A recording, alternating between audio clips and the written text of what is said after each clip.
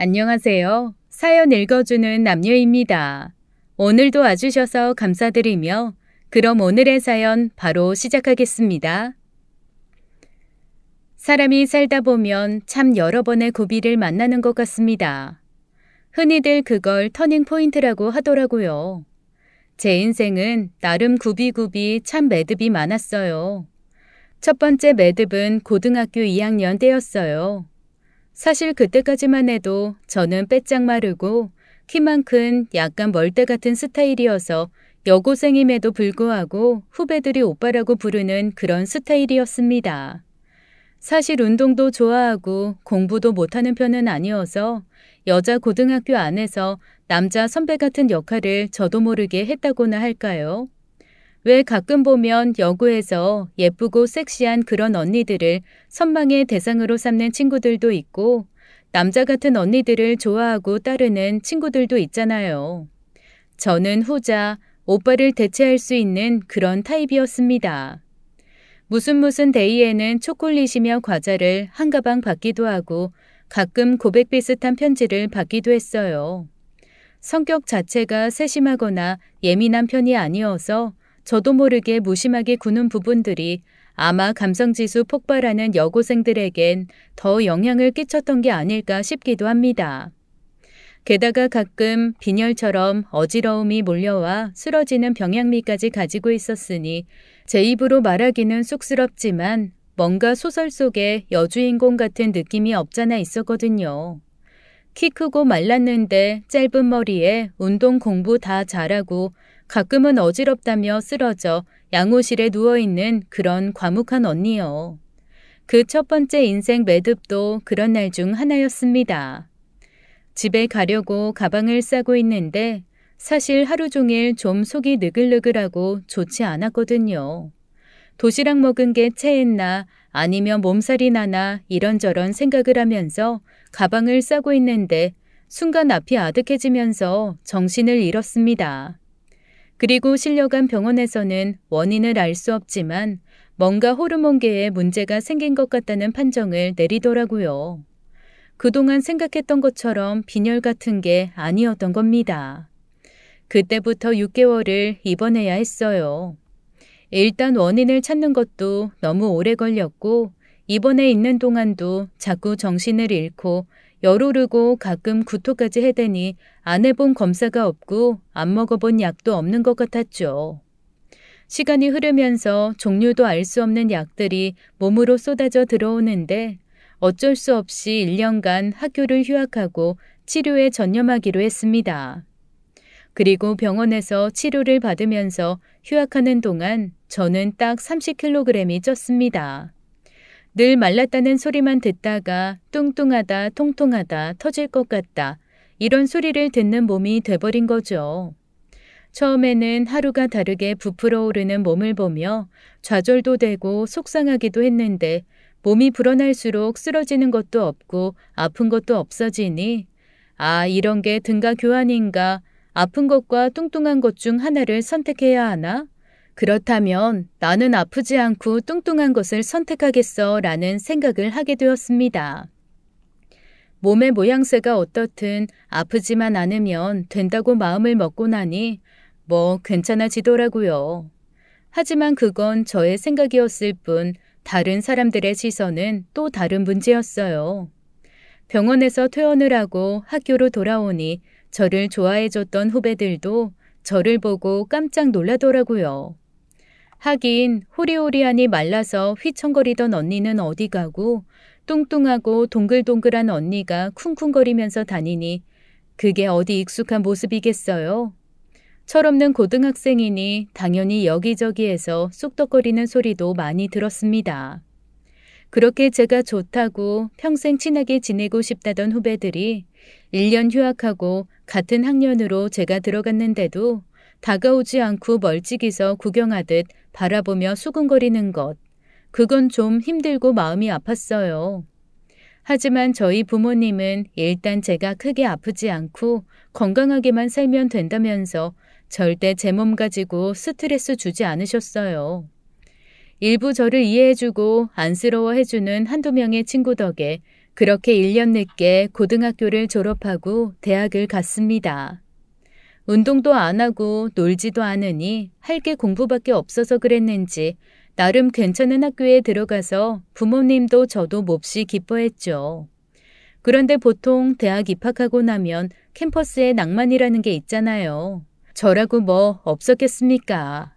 설레는 봄이 오면 교정에서 데이트도 하고 다른 학교 남학생들이랑 미팅도 하고 수업 듣는 사람 중에 눈빛 주고받으면서 설레는 사람도 생겼으면 좋겠다는 생각을 했죠.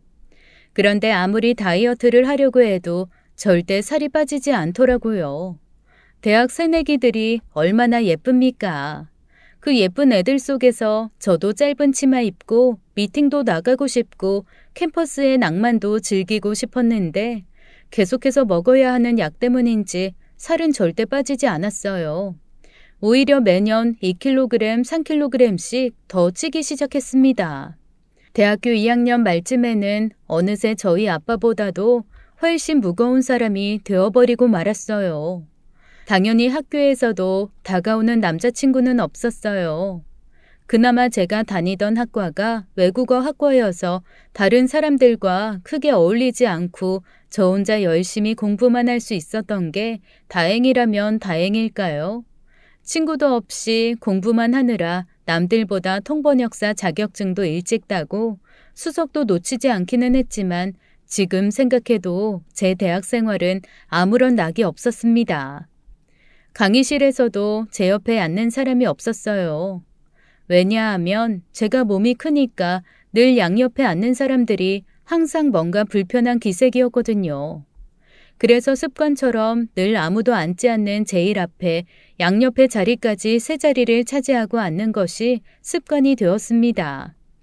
그러다 보니 저를 모르는 교수님도 없고 아이들도 점점 뚱뚱한데 공부 잘하는 사람, 뚱뚱한데 독하게 공부하는 사람, 뚱뚱한 수석 이런 식으로 제 이름은 몰라도 그런 수식어를 붙이면 모두 저를 알게 되었죠. 대학 졸업 후에도 회사 다닐 생각은 못했습니다. 몸무게가 거의 100kg 가까이 늘어버렸거든요. 그런데 이게 호르몬 약 때문에 늘어난 몸무게이기는 하지만 처음에는 부은 거라고 생각했던 것도 점점 살이 되고 약 때문에 이것저것 나쁠까봐 조심하느라 먹고 운동을 하지 않았더니 점점 더 다른 부위가 안 좋아지는 악순환이 생기는 겁니다. 호르몬 조심하느라고 다른 거 안 했더니 당뇨에 고지혈증에 그리고 고도 비만까지 조금씩 살이 찌면 오는 병이 오더니 내장 기관들도 지방이 붙는지 지방간도 생기고 위랑 장도 점점 안 좋아지기 시작했어요. 술을 안 먹는데도 지방간 생기는 거 처음 알았잖아요. 그런데 운동을 하려고 봤더니 이미 제 몸이 관절이 지탱할 수 있는 무게를 넘어서서 조금만 움직여도 발목이 아프고 무릎이 아프고 오히려 없던 병이 생길 판이었습니다. 한번 제대로 운동해보겠다고 큰 마음 먹고 움직였던 때가 있었는데 그때 발목과 무릎이 나가서 2달 내내 엄청 고생을 했어요. 간신히 고생하면서 한 2주 운동했나?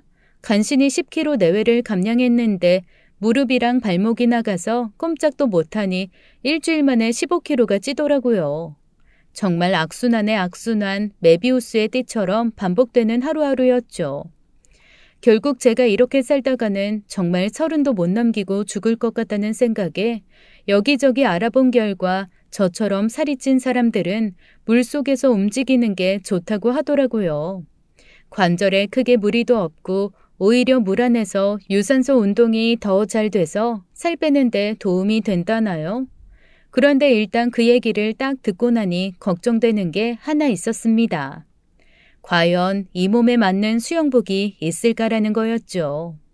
그리고 다들 힘차게 팔 젓고 다리 휘두르며 수영을 하려고 오는 곳일 텐데 저 혼자 트랙 하나 차지하고 둥실둥실 걷고 뛰면 그것 또한 민폐일 것 같아 그것도 고민이 되었어요. 그렇게 여기저기를 알아보다가 2블럭 정도 떨어진 곳에 저처럼 일반 수영장에서 운동하기 힘든 사람들이 수영 트랙 같은 거 걸어다니면서 운동할 수 있게끔 해주는 워터 재활 센터 같은 게 있다는 것을 알게 됐습니다. 등록을 하려고 봤더니 2달이나 대기를 해야 하더라고요. 그래도 어쩌겠어요. 해야죠. 상담을 하고 등록을 하려는데 앞으로 저를 담당할 운동치료사라며 어떤 사람이 걸어 나오더라고요. 순간 저는 심장이 멎는 줄 알았어요. 대학 다니면서 캠퍼스에 돌아다니던 잘생긴 남자들, 농구대며 축구장에서 남성미 뿜뿜하는 사람들을 많이 봤음에도 언감생심 저런 사람들이랑 내 삶에 한 번 연애나 할 수 있을까라면서 연예인 보듯 바라보기만 했었는데 그런 남자들과는 차원이 다른 정말 제 심장을 그대로 뚫고 들어와 온몸에 짜릿짜릿한 전기를 불러일으키는 것 같은 사람이었습니다. 앞에 서 있는 그 사람은 자기를 운동치료사라고 소개하면서 사실 일 시작한 지는 얼마 되지 않았지만 전공이 저처럼 호르몬 대사로 인해 몸의 균형이 맞지 않는 사람들을 도와줄 수 있는 분야다. 그러니 2달간 물에서 치료는 하지 못해도 일단 물에 들어가기 전에 전체적인 몸의 밸런스를 먼저 맞춰보는 건 어떻겠냐라고 권하는 겁니다. 홀린 듯이 고개를 끄덕이고 당장 그날부터 그 사람과 운동치료에 들어가기로 했어요. 솔직히 말하면 본인이 말한 것처럼 정말 베테랑 전문가는 아니었어요. 운동을 지도하면서도 순간순간 본인이 헷갈려서 어버버 하는 게 느껴졌거든요. 그리고 아직 요령이 부족해서 그런 건지 제 운동을 도와주면서 신체 일부를 들어서 스트레칭 도와주고 그래야 할 때 부피감과 무게감에 짓눌려 혼자 당황하는 게 보이더라고요. 보통 전문가들은 힘으로 하는 게 아니라 요령으로 하잖아요. 아직 요령이 부족해서 있는 힘 없는 힘 다 쓰며 얼굴 벌개져서 헉헉거리는데 그것조차 너무 귀엽고 사랑스러워 보였습니다. 그러면서도 얼마나 다정하고 자분자분하게 얘기를 잘하는지 본인 얘기도 살랑살랑 해주고 자기 꿈도 말해주며 아주 다정하게 굴더라고요. 보니까 저랑 5살이 차이 나고 운동치료를 배우고 직업으로 삼은 이유도 선했습니다. 처음 일을 시작한 게 이 분야라며 자기는 정말 다른 사람들이 건강한 삶을 살게 해주는 게 목표라면서 행복한 웃음을 짓는데 그때마다 제 가슴이 너무나도 콩닥콩닥 뛰었습니다. 저희 집이 시골에서 낙농업을 크게 해요. 그나마 자동화가 많이 되어서 예전보다는 덜 힘든데 그래도 소들이 행복하고 편하려면 일일이 사람 손을 좀 가야 하는 부분이 있거든요. 그거 알아요? 소들도 기계적으로 사료 주고 똥 치워주고 그러기만 하면 행복해하지 않아요. 그런데 하루에도 몇 번씩 들여다보면서 쓰다듬어주고 말 걸어주고 하다못해 잠자리에 까는 집도 사람이 하나하나 다듬어주면서 잘 자라고 하면 그거 알아듣고 엄청 행복해하거든요. 그런 소들이 내놓는 우유 진짜 고소하고 맛있어요. 몰랐으면 모를까 아는데 안 할 수 없잖아요. 그래서 저희 부모님이랑 주변에서 농장하시는 분들 아무리 자동화되었어도 새벽부터 나가 밤 늦게까지 소 살피고 그러시거든요. 그런 분들이 제일 먼저 망가지는 게 관절이랑 근육이에요. 나중에 시골 내려가서 그런 분들 치료하면서 사는 게 제 꿈이에요. 아니 꿈도 어쩜 이렇게 제 맘에 들던지요. 제 꿈도 시골살이거든요. 게다가 더 마음에 들었던 건 아버지가 낙농업을 크게 하신다는 거였습니다.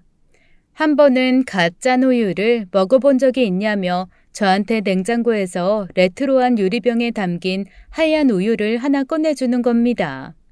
그리고 씩 웃으며 이거 아무나 주는 거 아니다. 정말 운동 열심히 하시라고 자기가 뇌물처럼 주는 거니까 한번 마셔보라는 겁니다. 이게 우유예요? 네, 아침에 제가 짜서 딱 살균만 해서 가지고 올라온 거예요. 제가 오늘 새벽에 아버지 농장에서 올라왔거든요. 오늘 새벽에요? 주말마다 내려가서 농장일 도와요. 뭐 어차피 언젠가는 물려받아야 하니 주말에 농장일 도와드리고 올라오면서 갓 짠 거 갖고 온 거예요. 아마 일반적으로 사 먹는 거랑은 차원이 다를걸요. 그에게서 우유를 받아드는 순간 제 머릿속에는 종이 울렸습니다. 상상의 나래를 그때부터 펼치기 시작했죠. 이 남자와 결혼하면 얼마나 좋을까? 소들이 풀을 뜯어먹고 있는 푸르른 초원 위에 나는 하얀 베일을 쓰고 이 우유 한 잔을 부캐처럼 손에 들고 그렇게 우리는 영혼을 맹세하며 혼인서약을 하겠지? 저도 모르게 푸른 초원에 하얀 드레스를 입고 그와 서서 영혼의 맹세를 하는 상상을 하며 혼자 흐뭇하게 웃고 있는데 제 마음속에서 어떤 얘기가 흘러가고 있는지도 모른 채 그는 빙긋 웃으며 저에게 어서 우유를 먹어보라고 채근했습니다. 한 모금 우유를 마셨는데 세상에 제가 이때까지 먹었던 건 우유가 아니더라고요. 이렇게 맛있고 신선하고 고소한 게 과연 우유라니. 저도 모르게 눈이 동그래졌어요. 그런데 그가 그 모습을 보고 갑자기 막 웃으면서 이러는 거예요. 정말 되게 귀여우신 면이 있네요. 귀여우신 면이 있네요 라는 소리가 아주 천천히 한 글자 한 글자 제 마음에 와서 총알처럼 콕콕콕콕 박히는 듯 했습니다. 저도 모르게 얼굴이 빨개졌고 유리병을 으스러질 듯 손에 꼭 쥐었어요. 그런데 그도 자기도 모르게 그런 말을 푹 해버리고 혼자 살짝 당황하더라고요. 얼굴이 빨개지면서 저한테 그러는 거예요. 죄송해요. 제가 사실은 환자분한테 이런 얘기하면 안 되는데 제가 좀 섬을 넘은 것 같습니다. 죄송합니다. 그때 어디서 그런 용기가 났을까요? 저도 모르게 그랬습니다. 아니에요. 그러지 말고 그냥 저를 계속 귀여워해 주시면 안 될까요? 네? 귀여워해달라고요? 당황스러운 그의 얼굴을 보며 저는 눈을 질끈 감았습니다. 아, 나도 오바했구나. 우유 한 잔 얻어먹은 거 가지고 무슨 낙농 농장에서 결혼하는 상상을 다 하고 연애 한번 못해본 모태솔로의 허무맹랑한 상상. 내가 그동안 드라마랑 책으로만 연애 공부한 게 이렇게 티나는구나 하는 생각에 창피함과 자책이 파도처럼 밀려왔어요. 그리고 후회와 창피함이 한번 훅 스치고 지나간 후에는 자괴감과 더불어 앞으로 운동은 어디서 해야 하나 싶은 걱정이 밀려왔습니다. 이 사람한테 귀여워해달라고 얘기하다니 내가 미쳤구나. 나 이제 운동 치료고 뭐고 끝났네. 그런 생각을 하며 제가 눈을 질끈 감고 혼잣말처럼 중얼거렸습니다. 아, 이렇게 된 거 그냥 오늘 마지막이다 생각하고 저는 운동치료도 운동치료인데 사실 선생님이 좋거든요. 죄송해요. 이런 꼬라지인 제가 이런 말을 해서 미쳤나 봐요. 저 그냥 다른 병원, 다른 선생님한테 운동치료 받을게요. 그렇게 말을 하고 뛰어나가려는 그 순간 그가 제 손을 잡고 저를 돌려 세웠습니다. 그러지 말고 그냥 나한테 받아요. 내가 꼭 건강하게 만들어줄게요. 우리 이렇게 병원에서 만나는 거 말고 밖에서 데이트도 운동도 하면서 할까요? 한 1000만 개쯤 되는 종이 제 주변에서 딩딩딩딩 울리는 것 같더라고요. 언젠가 한번 우연히 여의도에서 불꽃 축제하는 걸 길 가다가 본 적이 있었는데 그 축제의 장면이 다시 한번 고스란히 제 앞에 펼쳐지는 느낌이었습니다. 그렇게 저는 그와 연애를 시작했어요. 저와 연애를 하면서 그는 매주 주말마다 농장에 가서 농장일을 도왔습니다. 아무리 여자친구라고는 하지만 제 스스로가 아직 제 모습에 자신이 없으니 농장을 따라가지는 못하고 그가 농장에서 가지고 오는 우유만 열심히 받아 먹었죠. 그런데 우유가 담긴 병이 1병, 2병, 10병, 20병, 100병, 150병 이렇게 쌓여갈수록 점점 제 것도 아닌 그 농장의 애정이 뿜뿜 생기는 거예요. 한번 꼭 그 농장을 내려가서 보고 싶다는 생각이 들더라고요. 그리고 그와 함께 시간을 보내면서 저는 아주 꼴보기 싫을 만큼 뚱뚱한 몸에서 그냥 좀 글래머러스한가? 조금만 더 빼면 통통까지 가겠다 정도의 수준으로 건강도 찾고 살도 많이 빠졌습니다. 물론 일반 사람들이 봤을 때는 덩치가 좀 있네, 몸이 좀 크네 라고 받아들여질 만한 사이즈였지만 그래도 시중에서 파는 옷 중에 제가 옷을 고를 수 있다는 것 그것만으로도 저는 충분히 행복하더라고요. 그전까지는 저한테 맞는 옷이 없어서 미국이나 유럽 이런 곳에서 X가 10개쯤 있는 X10 라지 이런 거 사입고 그랬었거든요. 그래도 이제는 우리나라 남자들 옷 중에서 좀 크게 나온 거, 그 정도는 입을 수 있는 몸이 됐으니까요. 그 시간 동안 남자친구가 얼마나 노력을 해줬는지 몰라요. 그리고 저한테 연애한 지 3년 만에 이렇게 얘기하더라고요. 자기, 딱 10kg만 더 빼면 우리 결혼하자. 왜 10kg이야? 지난번에 자기가 그랬잖아. 엑스라지 정도까지만 입어도 행복할 것 같다고. 웨딩드레스 구경했을 때 그 정도 사이즈까지 들어갈 수 있다고 했다며. 스트레스 받지 않게 딱 거기까지만 빼고 그 다음부터는 건강 지키면서 살면 되니까. 그래도 자기 결혼식 할 때는 예쁜 드레스 입고 싶다고 했잖아. 그거 입고 입장할 수 있게 내가 더더 열심히 운동 도와줄게. 이렇게 예쁜 청혼을 제가 들을 수 있을 거라고는 생각도 못했습니다. 그러더니 저한테 또 그러더라고요. 이번 주에 같이 농장 내려가서 엄마 아빠한테 인사드리자는 겁니다. 이미 남자친구는 저희 엄마 아빠 만난 지 몇 년 됐거든요. 제가 거의 연애 시작하자마자 너무 좋은 나머지 좋은 거 숨기지도 못하고 엄마 아빠한테 자랑을 해대서 저랑 사귄 지 한 달 만에 이미 엄마 아빠 다 만나고 다 같이 여행도 몇 번 다녀왔어요. 그래서 이미 저희 집에서는 심리적인 사위거든요. 그런데 제가 몇 번 같이 농장으로 내려가자는 건 거절했었습니다. 제 몸도 자랑스럽지 않고 아무래도 아픈 적이 있다고 하면 시부모님 되실 분들이 싫어하실까봐 제 마음 한구석에 좀 걸리는 게 있었거든요. 아무래도 시골 분들이시고 얼른 아이 낳는 걸 원하기도 하실 텐데 솔직히 제 건강으로는 당장 아이 갖는 것도 어렵고 약도 당분간 계속 먹어야 하니 그 모든 것을 설명하고 흔쾌히 사랑받는 며느리로 들어가기가 쉽지 않을 것 같았습니다. 누구도 저한테 그런 말 한 적 없는데 혼자 이런저런 생각하면서 설레발치는 걱정을 한 것일 수도 있지만 일단 그때는 그런 마음이 너무 강하더라고요. 그런데 청혼까지 받은 마당에 그래도 가기 싫다고 할 수는 없어서 최대한 며칠을 굶고 헬쑥하게 만든 후에 찾아가기로 결심했어요. 그런데 그거 아세요? 마른 애들은 며칠 굶으면 그나마 몸에 남아있던 수분도 사라져서 정말 뼈에 가죽밖에 안 남은 것처럼 보이지만 살집이 두둑하고 뚱뚱한 사람들은 2, 3일 굶은 것 가지고는 티도 안 나잖아요. 피곤함이 묻어나서 뚱하게 화나 있는 것처럼 보이고 심술 맞아 보이기는 해도 여전히 뚱뚱하게 배도 나오고 여기저기 살집 붙어있는 건 그대로거든요. 그래도 조금이라도 가녀리게 보이고 싶어서 3일을 꼬박 굶은 채 남자친구를 따라 농장으로 내려갔습니다. 농장은 정말 깨끗하고 컸어요. 보통 소가 많으면 여기저기 소똥도 있고 냄새도 나고 그럴 줄 알았는데 어머님, 아버님이 정말로 깔끔하신 성격이더라고요. 소들이 어찌나 깨끗한지 반질반질 윤이 날 지경이었습니다.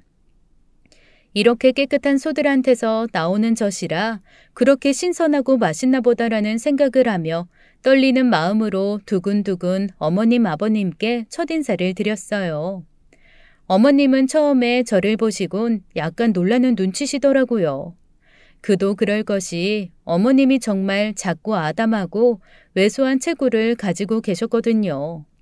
거짓말 조금 더 보태서 딱 제 절반만한 분이었습니다. 아니 대체 저런 몸으로 어떻게 큰 갈퀴를 들고 소들이 사는 곳에 몇 무더기씩 건초를 깔고 혼자 다 뒤집으시는지라는 생각이 들 정도로 정말 언뜻 보면 중학생처럼 보일 정도로 자꾸 마르셨더라고요. 나란히 섰더니 2배도 아니고 제가 3배는 커 보였습니다. 하지만 어머님은 곧 환하게 웃으시며 저를 안아주셨어요. 아유, 복스럽네. 점심 아직 안 먹었지? 이 동네가 워낙 소가 유명해. 우리는 젖소를 키우지만 아주 맛있는 유구 키우는 집도 많거든.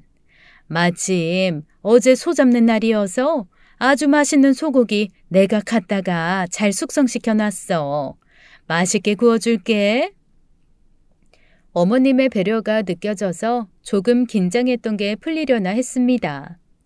사실 저처럼 뭔가 자신이 없는 사람은 다른 사람 눈빛 하나 말투 하나에도 혼자 예민하게 이 생각 저 생각하기 마련이거든요.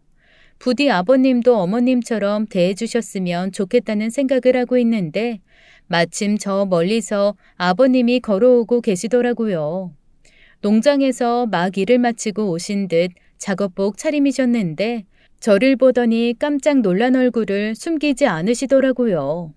그러면서 갑자기 인사도 하기 전에 그러시는 겁니다. 아이고, 아이 너무 커가지고 나는 우리 소가 옷 입고 서 있는 줄 알았네. 아, 얼굴이 너무 빨개지면서 민망했습니다.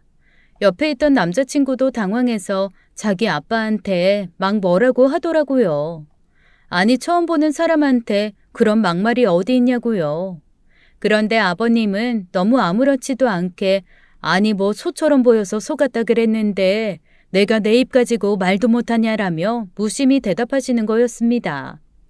그리고는 진짜 아무렇지도 않게 혼잣말로 이놈 자식은 별 쓸데없는 걸 가지고 난리라며 들어가서 밥 먹자고 훅 먼저 들어가 버리시더라고요. 오히려 당황한 건 저보다 시어머니 되실 분과 남자친구였습니다. 계속 저한테 아기는 없다, 말버릇이 저런 거다라고 위로를 건네시는데 저는 처음에 아버님이 제가 싫어서 그러신 줄 알았어요. 그런데 밥 먹으면서 가만히 말씀하시는 걸 들어보니까 그냥 그런 스타일이시더라고요. 안 그래도 농장 내려오기 전에 남자친구에게 몇 번 들은 적은 있거든요. 아버님이 말씀이 좀 세고 투박해서 동네 사람들과 마찰도 좀 있고 자기도 적응이 안 된다고요. 그럴 때마다 저는 워낙 제 몸에 대해 스타일에 대해 사람들이 쑥덕거리는 걸 오래전부터 들어와서 괜찮을 거라 생각했습니다. 하지만 그게 생각만큼 쉽게 적응이 되지는 않더라고요.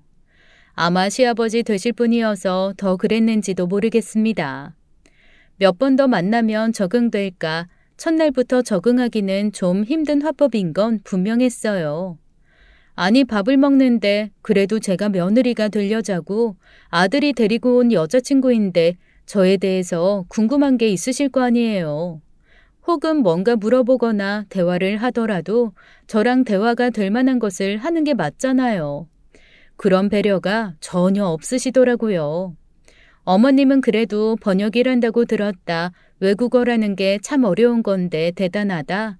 가장 최근에 한 번역은 뭐냐? 제일 힘들었던 건 뭐냐? 혹시 외국 생활을 한 적이 있어서 번역을 하게 된 거냐 등등 저한테 이것저것 물어보셨습니다.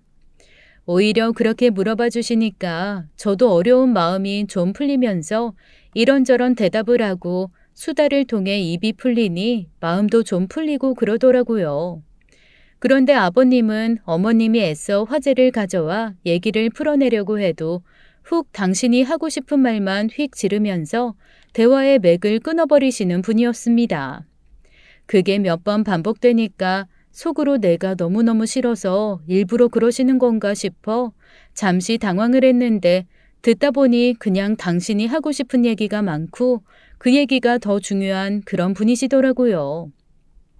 덕분에 저는 평생 들을 일 없고 별로 궁금하지도 않았던 윗집 상추가 병이 들어 밭을 죄다 뒤집어 엎어야 하는 얘기, 아랫집 돼지가 새끼 낳다가 죽은 얘기, 뒷집 할머니가 고스톱 치다가 빈정상한 다른 할머니네 집 소 한 마리 훔쳐가려다가 걸려서 대판 싸운 얘기 등등을 고스란히 들어야만 했습니다. 그렇다고 또 그런 얘기를 막 재미있게 즐겁게 하시는 것도 아니에요. 정말 딱 뉴스에서 아나운서가 사실 전달하듯 툭 던지고 아무도 대답 안 하면 그 다음 얘기 툭 또 던지는 식이지요. 저희가 뭔가 질문을 하면 대답도 안 하세요. 본인이 모르는 거면 그냥 못 들은 척 하시는 건지 아니면 무시하시는 건지 영 애매하더라고요. 아주 긍정적으로 최대한 좋게 생각하면 그냥 담백하신 분 같기도 하고 나쁘게 생각하면 사람 완전 무시하는 것 같기도 하고 영 헷갈렸습니다. 그런 자리이다 보니 쫄쫄 굶고 가서 3일 만에 먹는 고기인데도 어디로 들어갔는지 모르겠더라고요. 몇 점을 집어먹었는지, 내가 많이 먹은 건지 적게 먹은 건지 판단도 안 되는 상황에서 얼추절추 점심 먹고 남자친구와 함께 농장 구경을 하러 나왔습니다. 나오자마자 남자친구가 저한테 그러더라고요. 자기 아빠 때문에 너무 민망하고 미안하다. 그런데 학교 다닐 때부터도 친구들한테 우리 아빠 독설가로 유명했다. 그런데 그 독설이 일부러 사람 상처 주려고 하는 게 아니라 정말로 아빠는 아무 생각 없이 그렇게 생각을 해서 하는 거라며 이런 얘기를 해줬어요. 나랑 진짜 제일 친한 친구가 있거든. 어렸을 때 살짝 소아마비를 앓아서 다리 한쪽이 한 10cm 정도 짧은데 아버지가 어느 날 그 친구한테 너는 평생 그렇게 절뚝이며 걸을 거냐?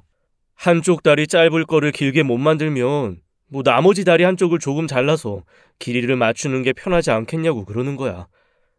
그래서 그 집 엄마 아빠가 와가지고 아빠랑 대판 싸우고 그 집 엄마가 우리 아빠 머리끄덩이 잡을 뻔했잖아. 세상에, 그 친구 너무 상처받았겠다. 아니, 아버님 너무하신데? 어떻게 그런 말씀을 하시지? 그러니까 사실 일반 사람들은 그렇게 신체적인 조건을 대놓고 말하거나 거기에 대해 이러쿵저러쿵 하는 것 자체가 상대에게 상처가 되니까 서로 속으로 그런 생각을 해도 말은 안 하잖아. 그런데 우리 아버지는 그게 아닌 거지. 그런데 나중에 알고 보니까 이 비가 많이 오는 날 농장 근처 진흙길을 아마 그 친구가 절뚝거리며 너무 힘들게 걸어가는 걸 보신 모양이야. 당신 생각에는 저렇게 절뚝거리다가 미끄러지면 큰일 나는데 다리 한쪽을 늘릴 수 없으면 있는 뼈 좀 잘라서 맞추면 안 되겠나? 라고 진짜 그 친구를 위해서 생각한 거지. 정말로 진심으로 그렇게 생각을 해서 나름 아이디어라고 내서 얘기를 하신 거더라고. 그래? 그렇구나. 그렇지. 모자란 뼈 붙여서 만드는 것보다 있는 거 좀 잘라서 맞추는 게. 그래, 빠를 수도 있긴 한데. 아니, 상상력이 좋으신 거야? 아니면... 제가 너무 당황해서 혼자 허둥거리며 말하고 있으니 남자친구가 그러더라고요. 그게 문제야. 남들은 뜨악할 얘기를 본인은 너무 일상처럼 말씀하시는 거. 그 얘기를 듣고 저는 아버님이 아까 처음 만나자마자 저한테 속아 옷을 입은 것 같다고 했던 게 뚱뚱하니까 애둘러 말해 상처 줘야지 하고 일부러 그런 말이 아니라 진짜 당신 눈에 속아 옷 입은 것 같아서 그냥 그 생각을 얘기하신 거구나 하는 이해가 되었습니다. 상대가 기분이 나쁘고 좋고는 사실 아버님에게는 두 번째 문제이고 일단 본인 생각이 거침없이 밖으로 나오시는 분인 거죠. 그래서 앞으로 아버님과 대화할 때는 상처받지 않는 거를 제1원칙으로 삼아야겠다라는 생각을 했습니다. 그러면서 남자친구가 그러더라고요. 결혼하면 자기는 바로 여기로 내려와서 낙농업을 물려받을 생각이라고요. 그건 이미 연애 초부터 알고 있던 남자친구의 꿈이었기에 이미 알고 있다고 지지할 거라고 했죠. 그랬더니 저한테 남자친구가 걱정스러운 얼굴로 자기는 내려오기로 마음을 먹긴 했는데 혹 제가 아버님 때문에 너무 불편해서 오기 싫다, 시골에서 살기 싫다고 하면 어떻게 해야 하나 고민을 했다고 했습니다. 그래서 저는 아기 있으신 분은 아니고 나도 좀 속상하고 복귀기는 하겠지만 그래도 하고 싶은 거 하고 건강하게 살아야 하지 않겠냐고 시골에서 사는 거 저야 너무 좋다고 그랬죠. 제가 고등학교 때 건강을 이룬 인생에서 1순위로 생각하는 게 좋은 환경에서 건강하게 사는 거거든요. 그런데 이런 시골에서 매일매일 이렇게 맛있는 거 먹고 좋은 우유 마시면서 스트레스 안 받고 살 수 있으면 저는 그것만큼 저한테는 좋은 삶이 없다라는 생각을 했습니다. 그래서 처음에 남자친구의 집이 시골에서 낙농한다고 했을 때 저희 엄마 아빠도 대뜸 그러셨거든요. 나중에 결혼해서 내려가서 살면 좋은 공기 마시면서 건강하게 살 수 있지 않겠냐. 그래도 네가 좀 도시에서 사는 것보다는 낫게 살 수 있지 않겠냐라고 말입니다. 제가 가지고 있는 병이 호르몬 불균형 때문에 오는 병이니까 그게 아무래도 공기 좋고 마음 편한 환경에서 살면 회복까지는 아니더라도 사람을 좀 덜 힘들게 한다는 얘기를 들으신 거죠. 그래서 내려가기만 한다면 적극 지지해 주겠다고도 하셨습니다. 제가 너무너무 좋다고 하니까 남자친구가 다행이라는 듯 저를 꼭 안아주더라고요. 그러면서 농장 일은 딱히 저한테 맡기지 않을 거고 집도 같이 살지 않을 거다. 여기는 너무 구석에 있는 농장이니 여기서 차로 20분 정도 떨어진 곳에 있는 읍내 쪽에다가 집을 구하고 저는 계속하던 번역 일을 할 수 있게끔 방 하나를 작업실처럼 꾸미겠다고 하더라고요. 저는 그것도 좋고 이것도 좋고 다 좋다고 했어요. 어차피 농장 일은 제가 한 번도 해본 적이 없기 때문에 전혀 도움이 안 될 거를 알고 있어서 남자친구가 하자는 대로 할 참이었습니다. 그렇게 저희는 인사드린 지 10개월 만에 결혼을 했어요. 결혼식도 얼마나 웃겼는지 모릅니다. 저희 답례품으로 아버님 농장에서 나온 우유 한 병씩 드렸거든요. 다들 너무 맛있어 하시고 좋아하셨는데 이후에 아버님이 그러시더라고요.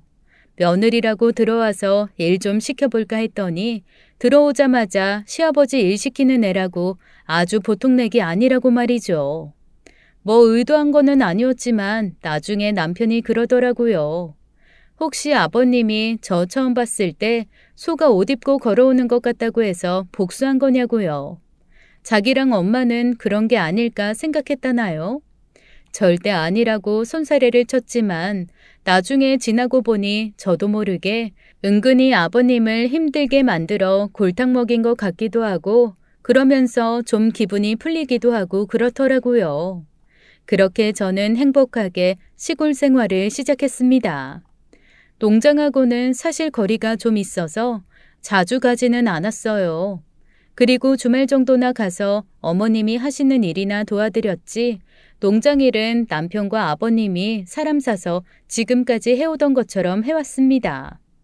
물론 남편이 물려받아야 하니까 훨씬 더 많이 배우고 옆에 붙어서 이런저런 구박받고 가르침 받느라 스트레스를 좀 받기는 했죠.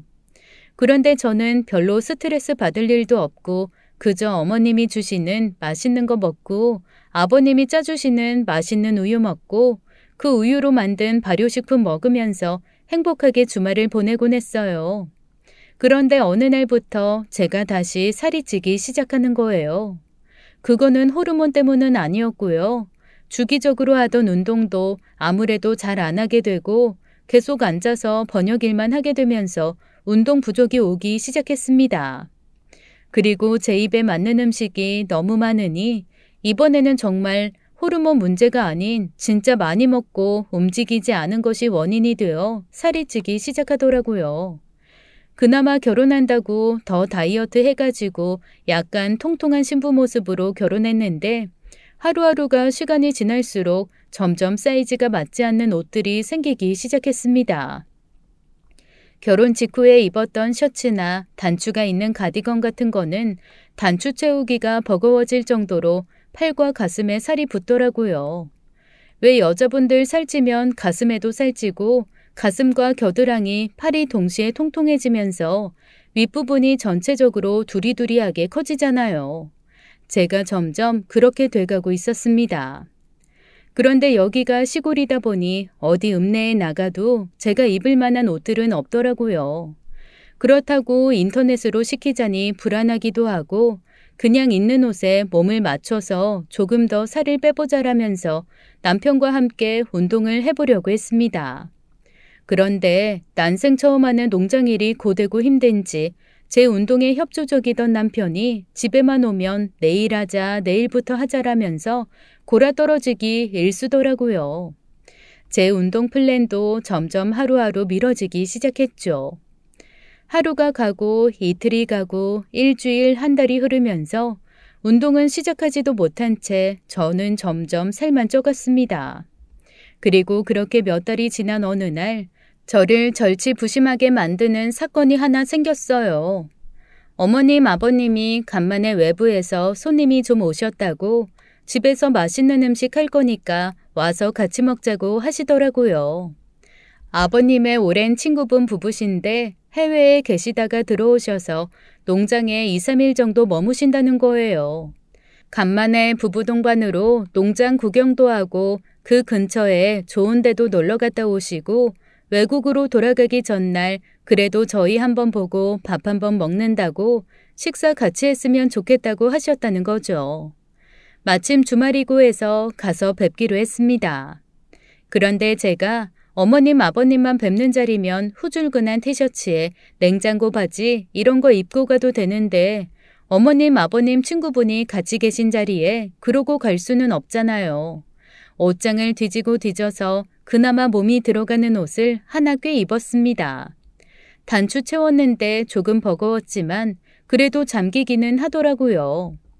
아, 제발 버텨줘라 버텨줘라 하면서 어머님 아버님 댁에 갔죠. 상다리가 부러지게 차려져 있더라고요. 저희 어머님 진짜 요리 잘하시거든요. 제가 가끔 투정처럼 어머님 밥이 너무 맛있어서 제가 살을 뺄 수 없다고 할 정도로 진짜 맛있습니다. 어머님이 대부분의 요리는 다 해놓으셔서 저는 그냥 상만 차리면 됐었거든요. 차근차근 음식을 갖다가 차려놨죠. 아버님은 내일 다시 해외로 돌아가는 친구 내외분과 이런저런 얘기를 하시느라고 정신이 없으시더라고요. 앉았다 일어났다 하면서 상을 차리는데 그때 제 귀에 폭소리와 함께 퐁소리가 들렸습니다. 봤더니 제가 입었던 가디건의 금속 단추 하나가 가슴과 배 사이에 있는 게 없어졌더라고요. 그리고 아버님의 국그릇에 그 단추가 들어가서 말갛게 비치는 게 보였습니다. 순간 엄청 갈등했어요. 저 국을 갖고 가서 단추를 빼서 갖고 와야 하나, 아버님이 원래 국을 잘 안 드시니까 그냥 놓을까.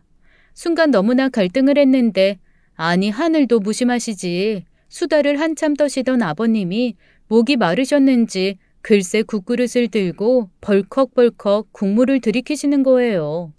그런데 저희 아버님 평소에 진짜 국 안 드시거든요.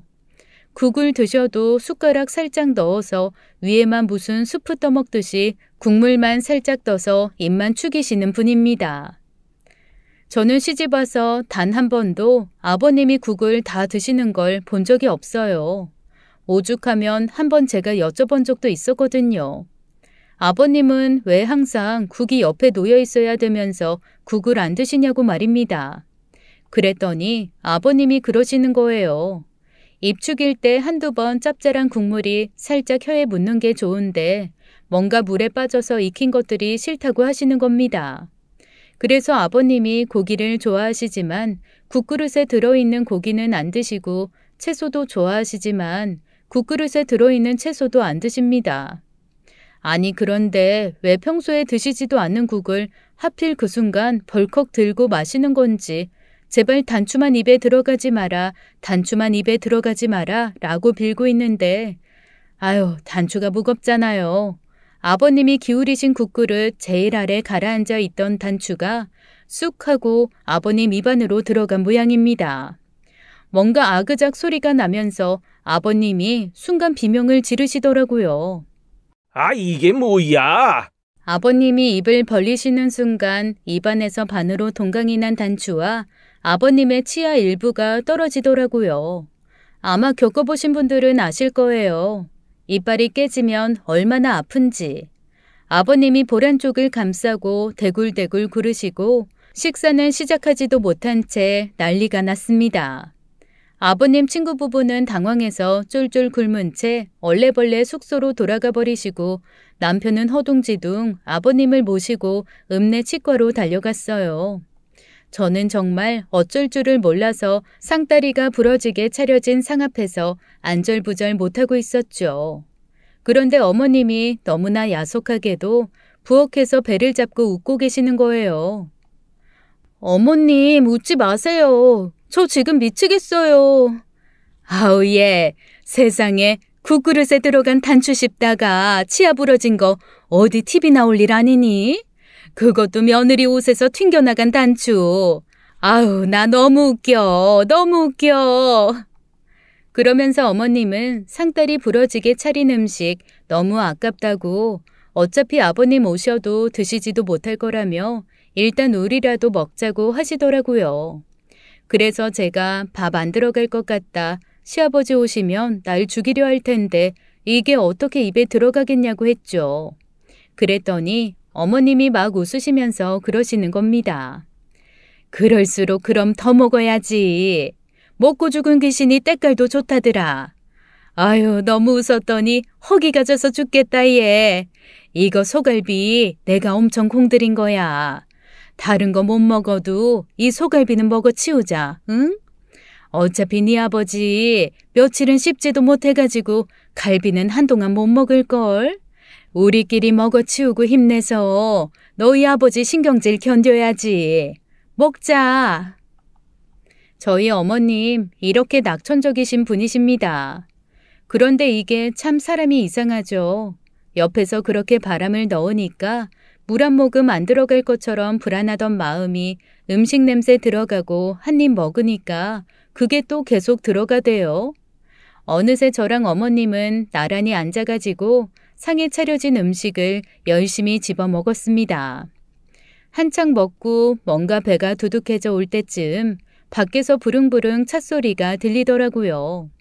어머님이 순간 눈을 휙휙 돌리시면서 우리 둘이 아무것도 안 먹은 거다 그러시더니 얼른 먹었던 그릇을 치우시더라고요. 저는 불이 나게 달려가서 설거지를 하기 시작했습니다. 아이고 나 죽네. 아이고 나 죽어. 아버님이 온갖 신음을 내시면서 집으로 들어오시더라고요. 그리고는 털썩 소파에 앉으셨습니다. 설거지를 하다 말고 쭈뼛거리며 아버님 앞에 섰더니 아버님이 저를 보면서 버럭버럭 소리를 지르시는 거예요. 내가 너 그렇게 살찔 때부터 알아봤다는 둥 몸에서 단추를 그렇게 총알처럼 발사할 거면 차라리 군대에 가서 공산당을 때려잡지 왜 시아버지를 잡으려고 하냐는 둥 그런 사격수를 가지고 왜 이 농장에 와가지고 나를 암살하려고 하냐. 차라리 전쟁터를 나가면 나라에서 훈장이라도 줄 거 아니냐. 나 오늘 며느리한테 목숨 잃을 뻔했다 그러시면서 정말 화를 멈추지 않으시더라고요. 아이고, 아이 저거 소보다 더 커가지고 아주 저기 우리 젖소들 사이에 있으면 아이 누가 사람이고 누가 젖소인지 알 도리도 없겠다. 가슴만 큰 게 무식해 보이고.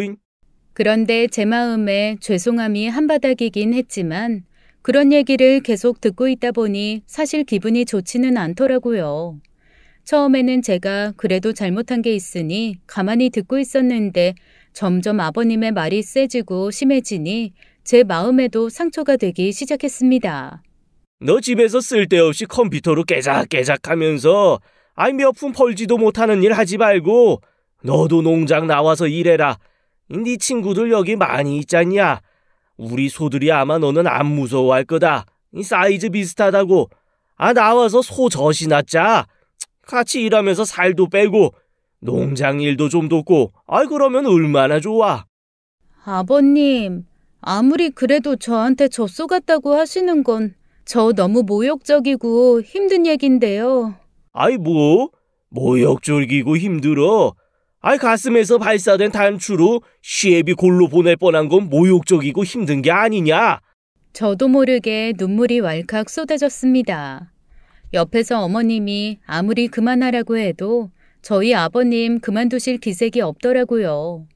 결국 어머님이 아버님한테 작작하라고 화를 내시고 남편이 저를 데리고 집에 나와버렸습니다. 어머님이 먹으라고 해서 먹은 갈비가 속에서 딱 얹히는 느낌이더라고요. 차를 타고 오면서 제가 죽죽 울고 있으니 남편이 어쩔 줄을 몰라 하면서 저한테 사과를 하더라고요.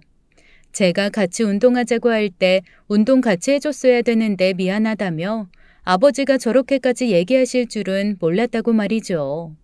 병원에서도 별 말씀 안 하시길래 그냥 넘어가실 줄 알았다면서 계속 미안하다고 하는데 남편이 사과하는 걸 들으니까 제가 더 속상한 거예요.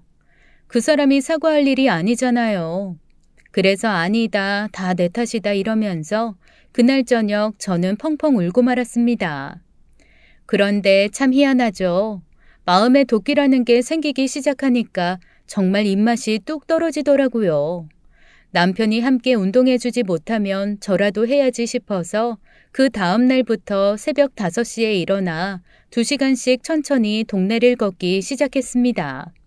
그리고 아침은 정말 간단하게 요거트 하나 먹었고요. 점심은 풀만 한가득 먹고 밥과 계란 아주 조금 먹고 저녁은 생으로 굶었습니다. 처음에는 너무 힘들더라고요.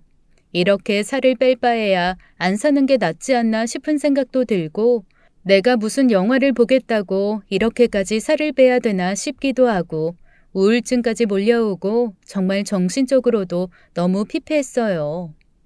아니 단어가 생각이 안 나서 번역도 못하겠더라니까요. 하지만 그 고비를 넘기고 한 달이 지나고 2달이 지나니 점점 살이 빠지기 시작했습니다. 조금씩 살이 빠지니까 재미가 붙더라고요. 어느 정도 무릎과 발목에 무리가 가지 않는 선까지 살이 빠진 후에는 동네에 있는 헬스장을 끊어서 본격적으로 PT도 받기 시작했어요. 근육을 만들어서 건강해지는 게 목표였거든요. 그리고 그동안 저는 주말에도 한 번 농장을 찾지 않았습니다. 어머님께 그렇게 말씀드렸어요. 아버님 당분간은 저 안 보시는 게 아버님도 편하실 것 같고 저도 사실 너무 별낯이 없으니 제 몸 좀 만든 다음에 찾아뵙겠다라고 말이죠. 어머님이 너무 미안해하고 속상해하고 안쓰러워하셨지만 제 마음을 충분히 이해해 주셨습니다. 아버님은 당연히 그동안 저한테 연락 한 번 없으셨고 저는 그냥 가끔 안부 전화하면서 주말에도 일이 좀 바쁘다 그래서 못 갈 것 같다라고 했는데 서운한 기색도 없이 오히려 저한테 그러시더라고요. 그러게 주말에도 쉬지 못하는 그딴 일 왜 하냐고 와서 네 친구들이랑 같이 놀면서 농장일 좀 하라고 했더니 왜 말을 안 듣느냐고 말이죠. 아유, 여전히 아버님에게 저는 젖소 친구인 거죠. 여전히 마음은 상했지만 일단 귀를 닫고 제 몸에 집중하기로 했습니다. 그렇게 열심히 살을 빼는데 세상에 생각지도 못한 상황이 벌어졌어요. 임신이 된 겁니다. 저랑 남편 사실 임신에 대한 건 생각도 안 했었거든요.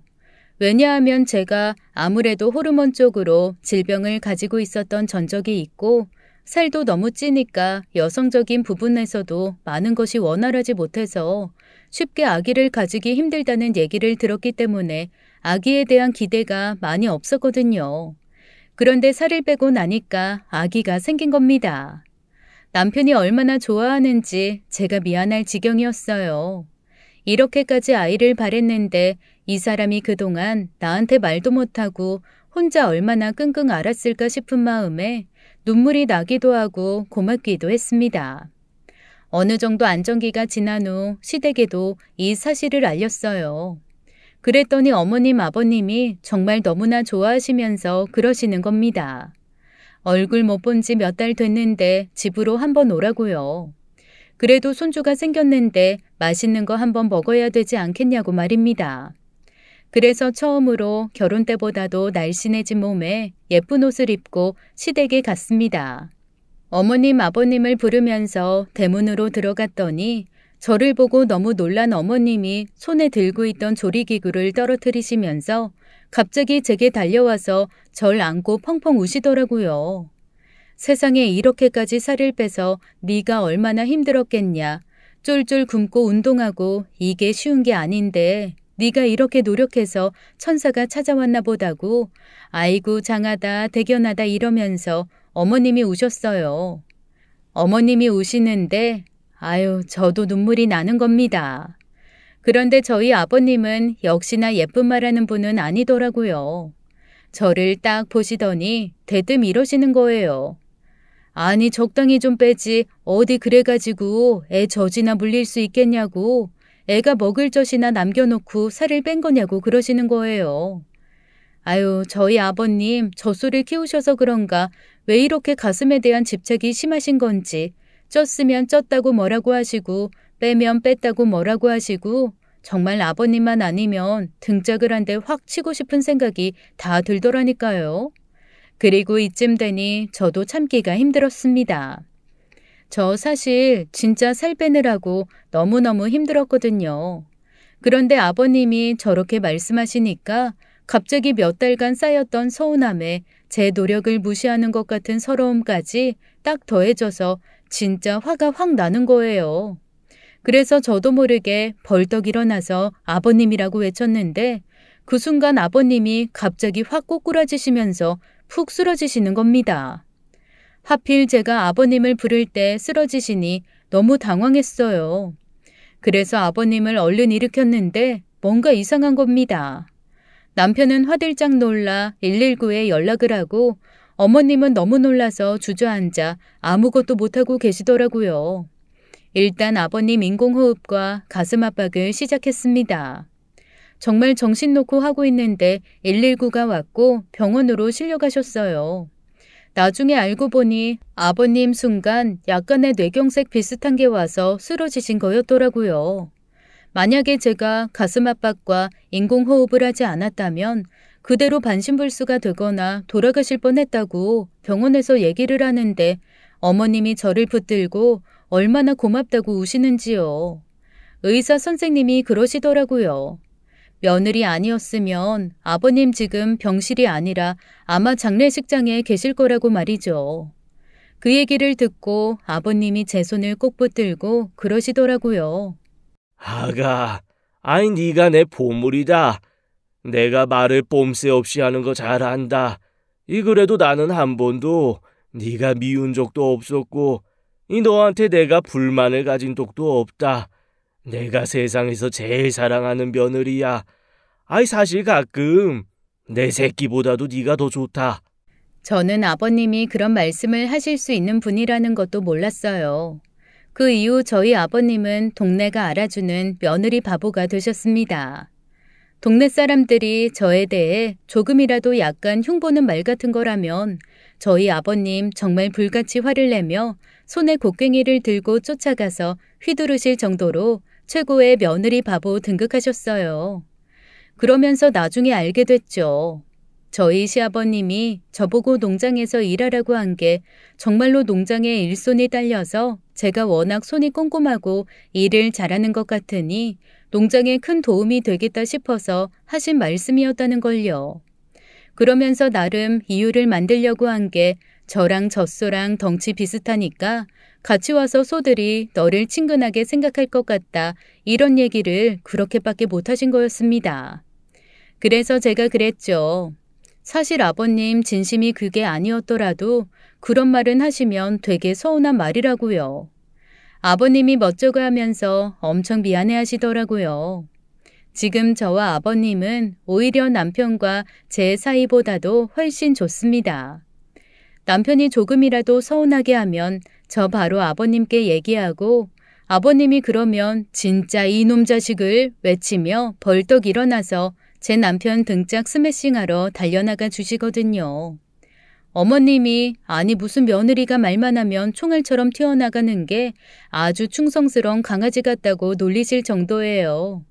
저는 이렇게 행복하게 농장에서 아버님 사랑 듬뿍 받고 어머님의 약간의 사랑과 질투를 받으며 행복하게 살고 있습니다. 다음 달부터는 번역일을 조금 줄이고 안 그래도 농장 일 조금 도와드리려고요. 아버님이 제가 옆에 있으면 좋겠대요. 아무 일 안 해도 좋으니까 그냥 옆에서 수다만 떨라고 하시더라고요. 그래서 아버님 행복하게 해드리기 위해서 농장에 나가볼 참입니다. 저희 아버님 무뚝뚝하고 약간 말을 험하게 하시긴 하지만 상관없습니다. 그 안에 깊이 숨은 애정을 이제는 잘 아니까요. 오늘 사연 어떻게 들으셨나요? 재미있는 사연 보내주신 사연자님 정말 감사합니다. 지금까지 사연 읽어주는 남녀였습니다. 끝까지 함께 해주신 여러분 감사드리며 저희는 다음 사연으로 돌아올게요. 감사합니다.